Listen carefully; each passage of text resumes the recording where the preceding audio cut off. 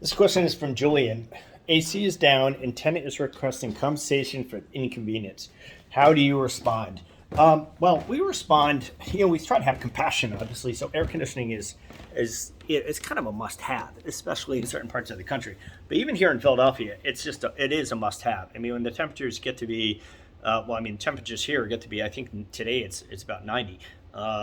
But which is kind of common for Philadelphia in the summertime. But even at 80, it's kind of a must-have in these days for tenants. So definitely with compassion, but properties break. So we would not compensate the tenant if a component in the property breaks. And my view of this is negligence. Should the property manager have known this is going to happen? In typically an air conditioning unit, no, nobody knows that a air conditioning unit is going to go. It just happens to go. It goes in my house, and then my family has to live for a couple of days. It actually happened this summer, probably about 3 weeks ago. We grabbed a kid. And we went to the hotel for the night. We actually had a great night. Rather than staying here in a 90-degree home. I understand that's not reasonable for every tenant to do, but we had to live with an air conditioner that had broken because they do sometimes break. So we told the tenant that properties break. It's unfortunate. This isn't good news for the property owner. It's not like the property owner's getting away on this with something.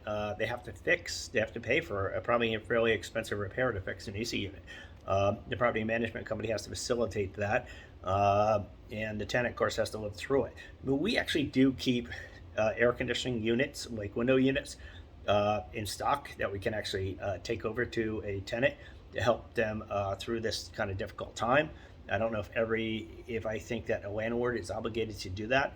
It's a nice thing to do, but I don't know if it's even that is something a landlord necessarily has to do.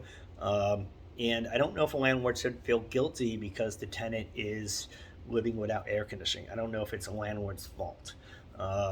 I think it's just an unfortunate thing that happens. I mean, you have to work towards getting it fixed in a timely manner, but then that creates the hurdle because the air conditioning tech, HVAC guy who's sitting on his couch waiting for our call, probably isn't the guy who's going to be able to fix it. So we actually have a great, air conditioning air conditioning tech right now. We had a good one previously who kind of went down a hill. So we had to switch, but these guys are busy. And it kind of makes it even tougher on the tenant because now they have to wait. But that's just kind of the reality of what happens when something breaks. So no, we don't compensate the tenants. We tell the tenants, unfortunately, properties break, and we try to have some understanding and some compassion to them, and we try to work very diligently about getting it repaired as quickly as we can for them. But no, we don't compensate in any way, and I don't think a landlord should have to.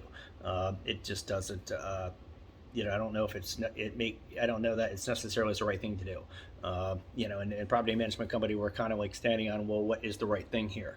A lot of it comes down to the law, but it also comes down to what's right. And I think what's right is that properties sometimes break. It's bad news for the owner. It's bad news for the tenant. All right. Good luck. Happy investing.